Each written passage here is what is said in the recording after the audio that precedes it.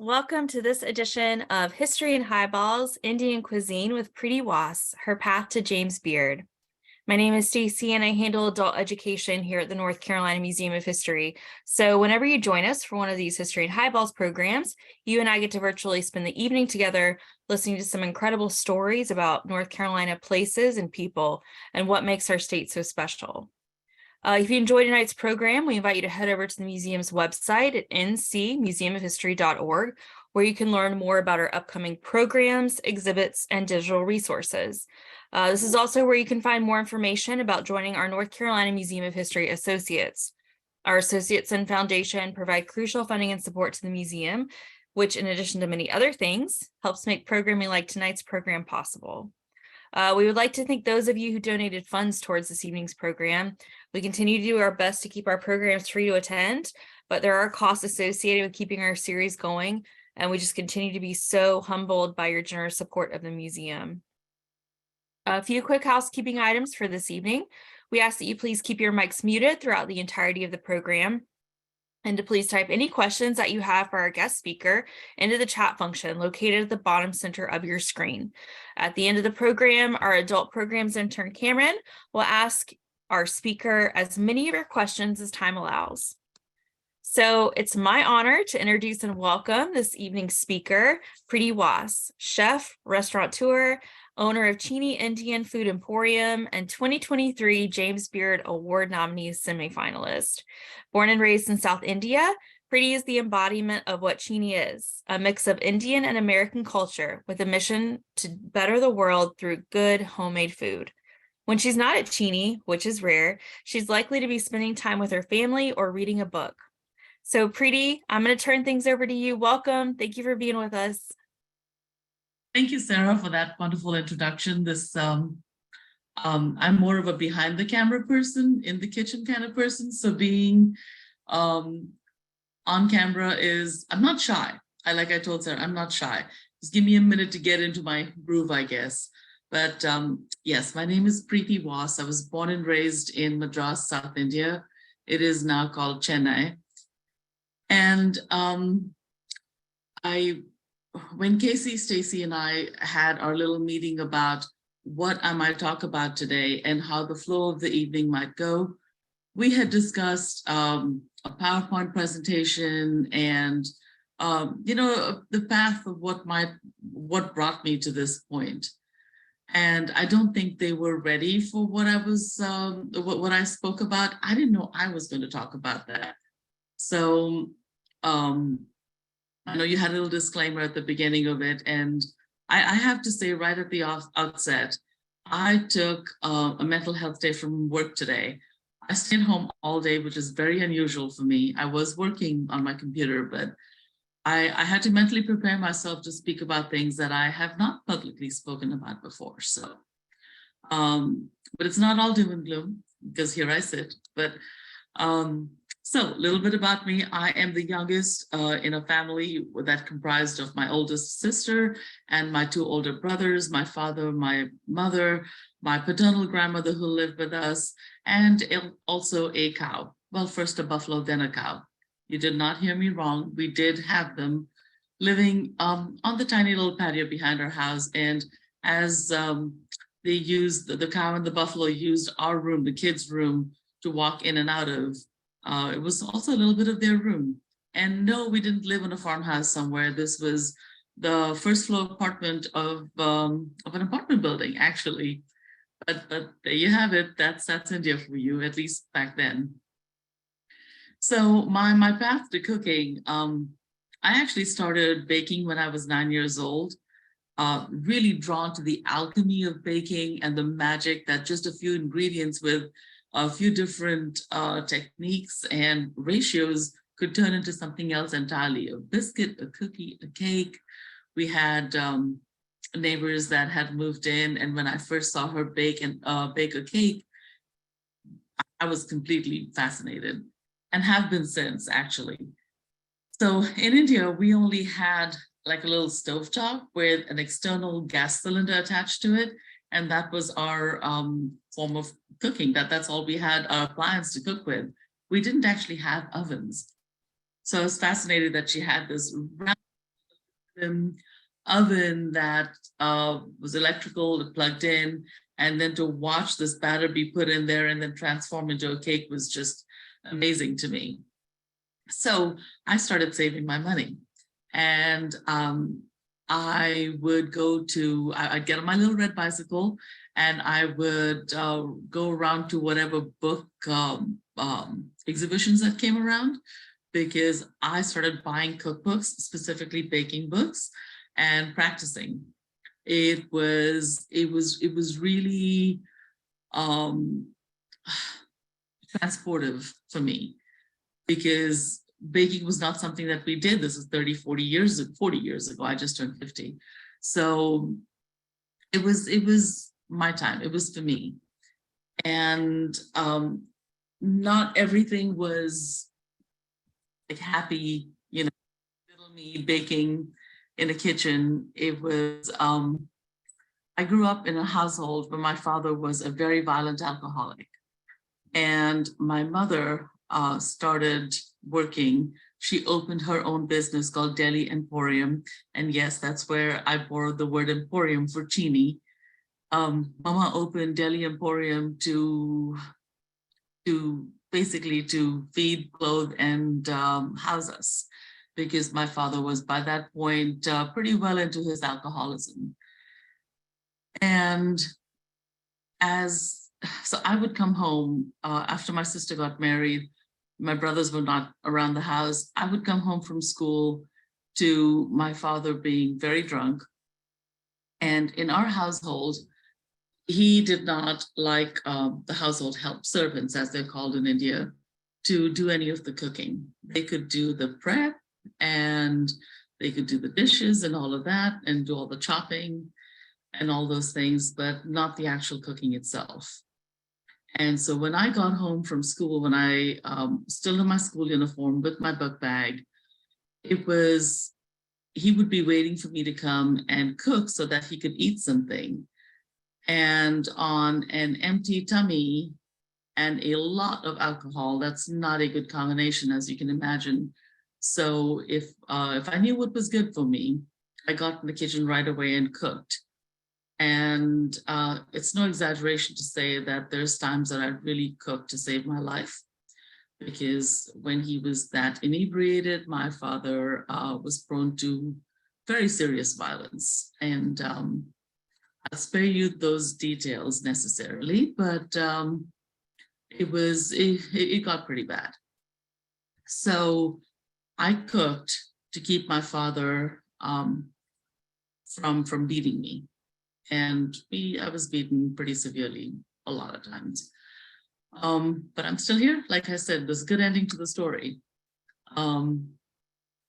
Another detail is that because of the violence in our family and previous things that have happened, my paternal grandmother, who used to live with us, and I mentioned her before, she, I guess, had enough. And when I was 6 years old, when my parents were away one evening, she poured kerosene over herself and set herself on fire. And that happened in front of me. And that's my grandma, somebody I was close to. She loved me unconditionally, or that's how it felt to little me at that time. And trauma is a big word. I don't like to use it lightly. I don't know that I carry that trauma, but I carry my grandma in me. There's parts of her that I do absolutely carry in me.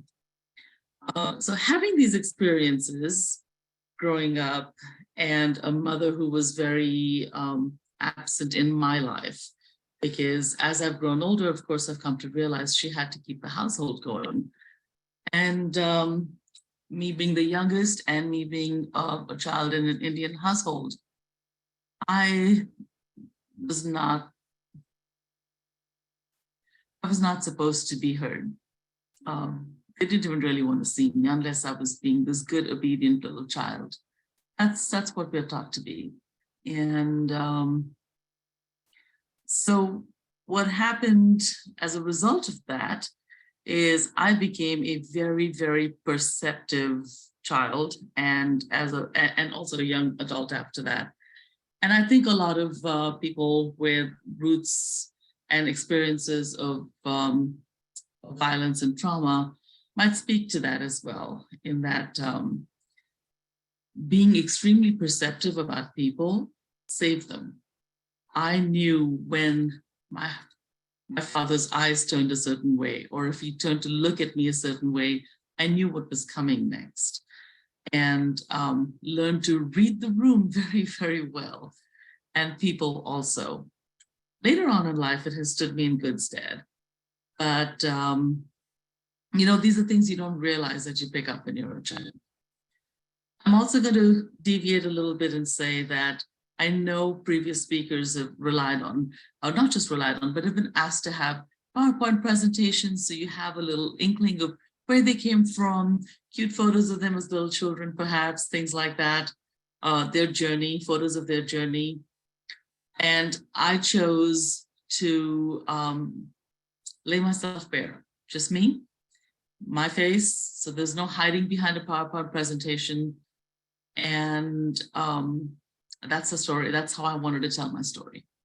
So all that to say, so I started cooking at a young age. I started baking even before then. And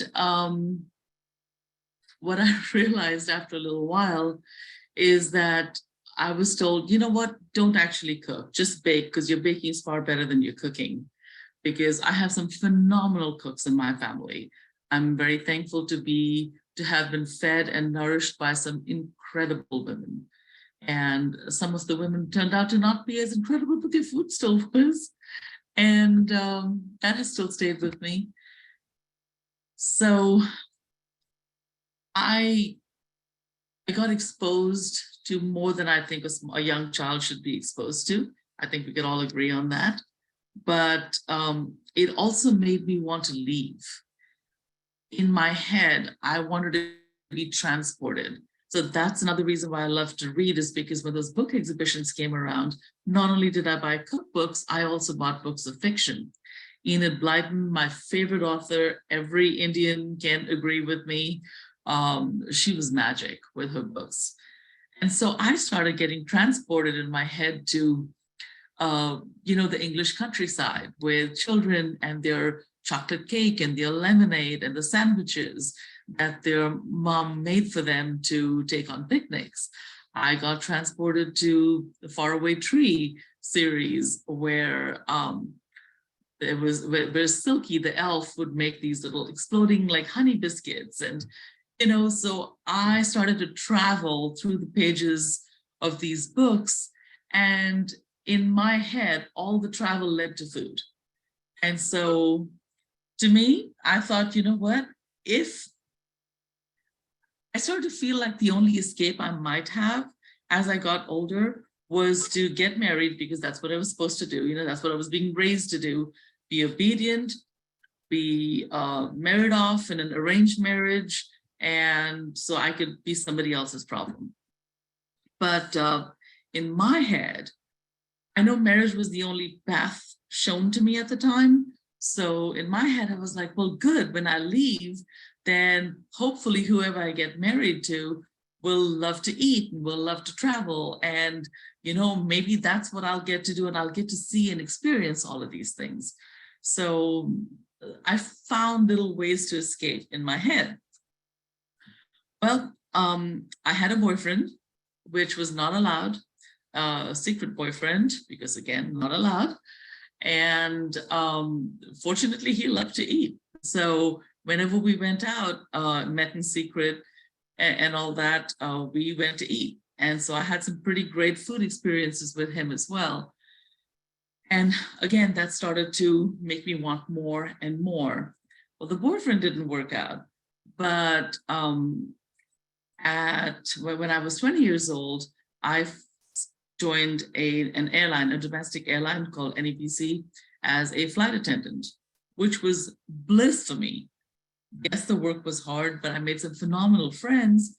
And also, I got to travel the country. I got to experience cuisines, regional cuisines within India that I had not been able to experience, because I'm North Indian by community, but I was born and raised in South India. So I was very familiar with those cuisines. But my thirst for and my taste for more and more sated with well, I wouldn't even call it satiated. It was woken up even more by all of the travel within India. So in people's homes, in different restaurants, hole in the wall places. I've had some good food experiences, y'all. So when I came to the United States, I thought, wow, this whole world's going to open up for me. And I was very disappointed because the food didn't match my I guess what I wanted to taste. I didn't taste all that flavor. Things didn't have the complexity of flavor that Indian food had trained my palate for. And by the way, in our home, we didn't eat just Indian food. We cooked Chinese food because, of course, we neighbor China and we have fantastic Chinese food available to us. We had Thai food. We had all kinds of cuisine. So when I came to the United States, very shortly after that, met my husband, got married 2 weeks after our first date. That's a story for another time. We have been married for over 26 years and have 2 daughters. But that's where my story also it's connected with that, because I did not want to have children so somebody else would raise them. I wanted to be there for both of them. So especially when my older daughter was born, I very happily became a stay-at-home mom. I've never fed my daughter food from a baby jar, or like, from a jarred baby food, either one of my children. I always cook their food, and famously say that Amy, my older daughter, at 9 months old, was eating pad thai with great relish. So of course I cooked a lot at home. I got to feed my daughter, and then my second daughter after that, all the things that I had I kept reading cookbooks and I kept experimenting, and that was again my way to travel. And then when my children would be taking naps, or when I had some time to myself, or when they went to sleep late at night, I'd get in the kitchen and I would bake and I would experiment. And then I started sharing those baked goods with neighbors, and then they wanted to place orders, and I took orders, which was illegal because you're not supposed to cook and bake out of your home and sell for profit. And we lived in California at the time. And then I became a personal chef, which I did not enjoy as much, but it gave me quite a bit of breadth of dealing with people, seeing what they wanted. I have cooked for Heather Locklear, by the way. And all of that, then our story brought us to Tulsa, Oklahoma, where I opened a cafe in a partnership with somebody. And that's a bad idea. Would not recommend it. Don't do that. Suffered a lot of losses there. But I kind of got hooked on the idea of feeding people. And I found that I could not stop feeding people. Even when I went to a different line of work, I could not stop feeding people. And I do joke that because my husband just doesn't always like to eat what I'm cooking, he does enjoy his fast food and things like that. So my family does joke with me, and I think it's only halfway kidding, that I opened a restaurant so that somebody would appreciate what I was cooking. Because my older daughter also decided to become vegan on me for a couple of years, and that was very frustrating. This coming from a kid who would love to eat everything. So, so I just could not stop feeding people. And, the part of the story I shared earlier with my childhood, the way I think that factors in for me now is there's a few different takeaways from that. I wonder how far I could have gone if I had been encouraged as a child, if I had been told I'm able to do anything I wanted to do, if my passion had been encouraged. There's people I look at who are in the media, celebrity chefs, things like that. I look at them and they've had this very clear path, and their paths have been encouraged. They've had the education and the foundation. And I still struggle with thinking, what if I had had that foundation? How much farther along would I be, or what could I have achieved? And so there is a bit of imposter syndrome there. I do wonder, do I deserve this James Beard semifinalist nomination? I don't believe that I do, because I don't believe that I have the skill set. But you know what I can do? I can feed people. I can make people feel good when they walk in the doors at Cheney. The hospitality and the flavor that we're able to provide, I do believe I can do that. And that also brings me back to, you know, what I said about how being surrounded by all that and being raised in that environment made me hyper aware of situations. But look, it's now turned to good, because I can look at guests who walk in the door, and I know I can tell if they've had a bad day. I can tell, do they need some comfort? Do they need conversation? Do they not? Do they want to be left alone? What can we do for them? What can we do to make their experience better? I joke around with people a lot. Getting older has allowed me the leeway to say things that I think with my accent as well, I can get away with, because a lot of times people think maybe I didn't actually mean what I said, that maybe the English language was an impediment for me. And that's why they laugh at the things that I say, but I'm only halfway serious, or halfway kidding, I should say. I feel like I've meandered a lot, but you know, how do you go from being an abused child of trauma from a family that didn't really raise me and nourish me or cherish me? How do I go from that to this? I don't know. You decide. This is my path. This is where I am today, and I'm okay with it. I really am. I'm more than okay. I am confident in the person that I am. It's made me a much more empathetic person. And no matter how I started, where I'm ending, this, because of course it's like, you know, the latter half of my life, I wish to take all that and turn it on its head and just be the best version of myself that I can be. And that's all for me.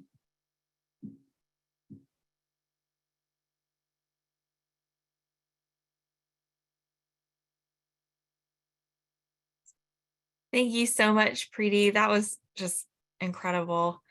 Our adult programs intern Phoebe is going to ask you, or I'm so sorry, our adult programs intern Cameron is going to ask you questions. So Cameron, we're ready when you are. Yeah, I do have a few questions, and if anyone else that's watching wants to leave their questions in the chat, I'll be happy to read those out for you as well. But firstly, I was kind of wondering, how did you start out as a personal chef? What was that process like? What led you to that, really? So because I could not cook and in my own kitchen and sell food, that would involve renting a kitchen, being away from my children, things like that. I had researched online back in the days of dial-up, and found this wonderful network online at that time, but it ceased to exist since then, called the Personal Chefs Network. I joined it, and it had a lot of resources and gave me the tools that I needed to then be able to go to people's homes and cook for them and leave meals in their refrigerators in vacuum sealed bags. And that way I only had to be away from my children for periods of time where say my husband was home, or I was able to hire somebody to come spend some time with them. Also, can you kind of explain the James Beard Award process? Like, how did that get introduced to you? Was it like an interesting experience for you? Was it more hands-off? I was not aware of the James Beard nomination process until it happened to me. I did not know that somebody had to nominate you. Well, I knew somebody had, I was not aware of the timeline at all. So I was not paying attention to it. it caught me completely by surprise. I did not even know somebody had nominated me, let alone that the fact that I was on the semifinalist list, until I got a call from somebody in the media asking for a statement. And I was like, for what? So I had no idea. She had to break the news to me. That's really funny.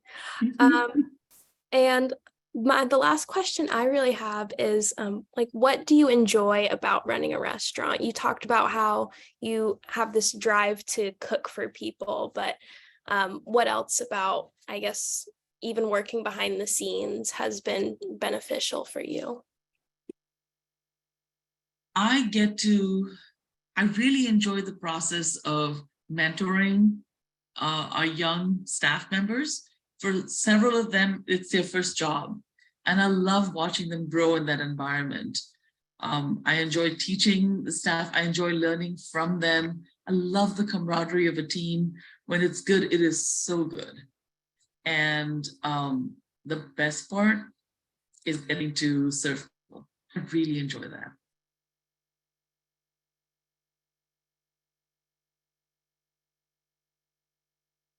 I think that's all of our questions. Preeti, I wanted to tell you that there are so many messages in the chat of thanks for sharing your story with all of us this evening. And I would just like to echo that. Thank you for taking the time and for being honest and real with us. We very much appreciate it.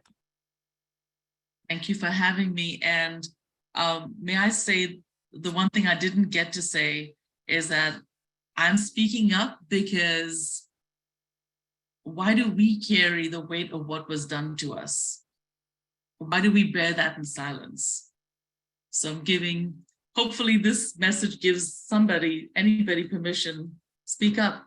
If it helps you to take it out of your system and lay it down, do it. Do it with anybody you feel comfortable with. Do it in a safe space. DM me, talk to me. I'm happy to be that for anybody. We actually just got a message in the chat that says, "You're my hero. I love your food and restaurant. As a kid that wanted to be a chef and grew up around alcoholism, your story fascinates me.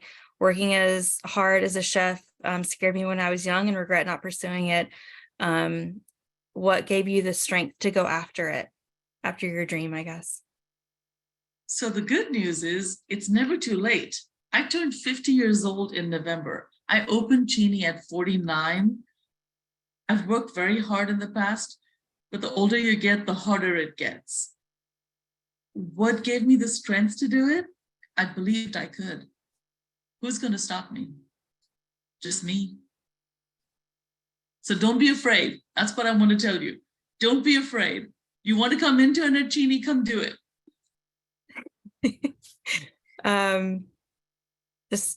Thank you so much, Preeti. And thank you to all those of you who joined us this evening. We hope to see you at our next adult program as we continue celebrating Women's History Month with Duke Professor Jasmine Cobb and her new book, New Growth, The Art and Texture of Black Hair. That'll be taking place on Thursday, March 30th at 7 p.m. here at the North Carolina Museum of History. In the meantime, we hope that all of you have a wonderful evening and we'll see you soon. Take care, everybody. Have a good night.